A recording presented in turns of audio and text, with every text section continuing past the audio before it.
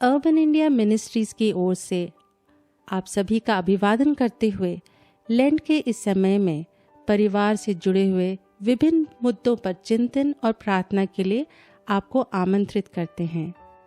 इस दौरान एक परिवार के रूप में हम यशायाह के 58 अध्याय से 40 दिनों तक अलग अलग मुद्दों पर चिंतन और प्रार्थना करेंगे। परमेश्वर की महिमा के लिए, उनके कार्यों को उनके इच्छा के अनुसार करने के लिए हम एक विनम्र हृदय से, पश्चाताप की भावना से खुद को अर्पित करते हैं। यह श्रृंखला अर्बन इंडिया मिनिस्ट्रीज के डॉक्टर पीसी मैथ्यू द्वारा लिखे गए हैं। सर्वशक्तिमान ईश्वर हमारे अध्ययन को आशीषित करें। दिन 35।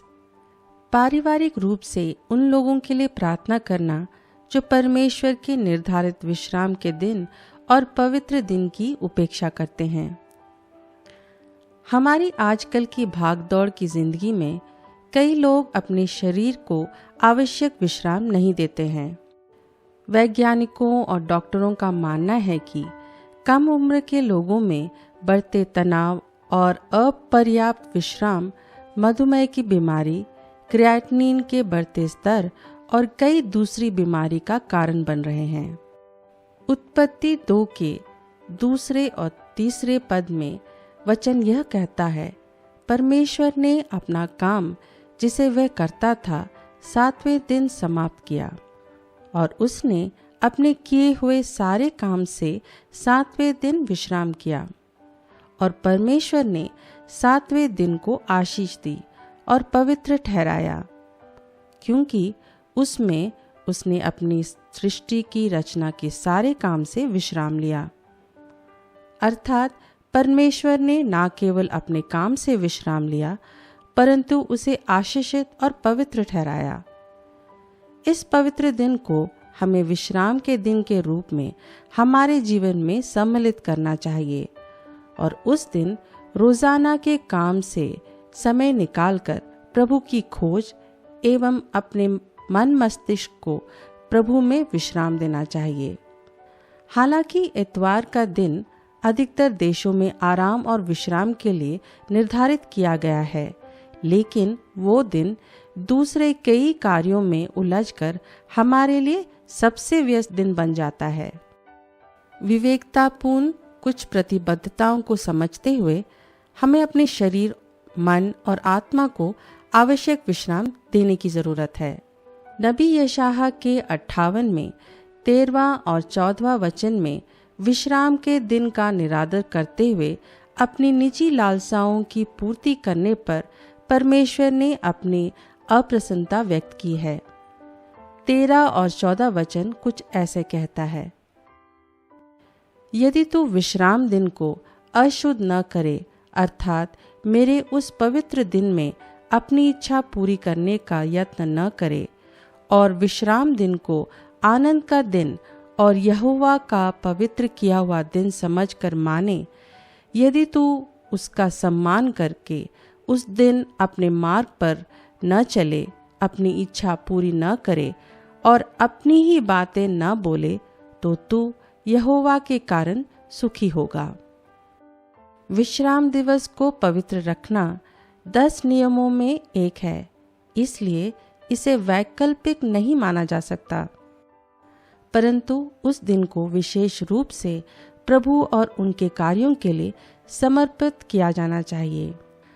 परमेश्वर के बनाए हुए आत्म सुरक्षा के इस योजना का अनुसरण करना अनिवार्य है, क्योंकि ये हमारे हफ्ते की बाकी दिनों को भी फलदायक बनाती है।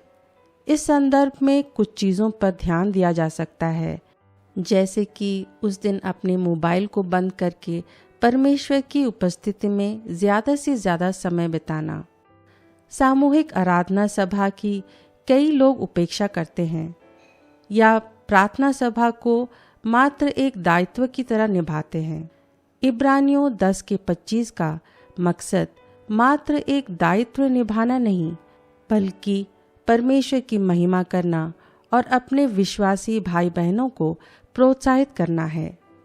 कलीसिया के अगुवाओं और सेवकाई करने वाले रविवार को व्यस्त रखते हैं, इसलिए उन्हें हफ्ते का कोई और दिन अपने विश्राम के लिए चुनना चाहिए ताकि अत्यधिक थकावट से बच सकें। विश्राम का दिन यीशु में विश्राम को दर्शाता है, जिसने थके मंदों को आराम प्रदान करने का वायदा किया है। जो लोग अपनी जिंदगी को समर्पित करते हैं, उनको परमेश्वर में विश्राम कठिन हालातों को भी शांतिपूर्वक सामना करने की ताकत देता है। अगर हमें किसी भी कारण से अशांति महसूस हो रही हो, तो यह देखें कि क्या हमारे काम परमेश्वर की योजना के अनुकूल हैं या वो हमारे योजना के अनुसार हैं। चुनौतियों के दौरान परमेश्वर के विश्राम को न ठुकराएं।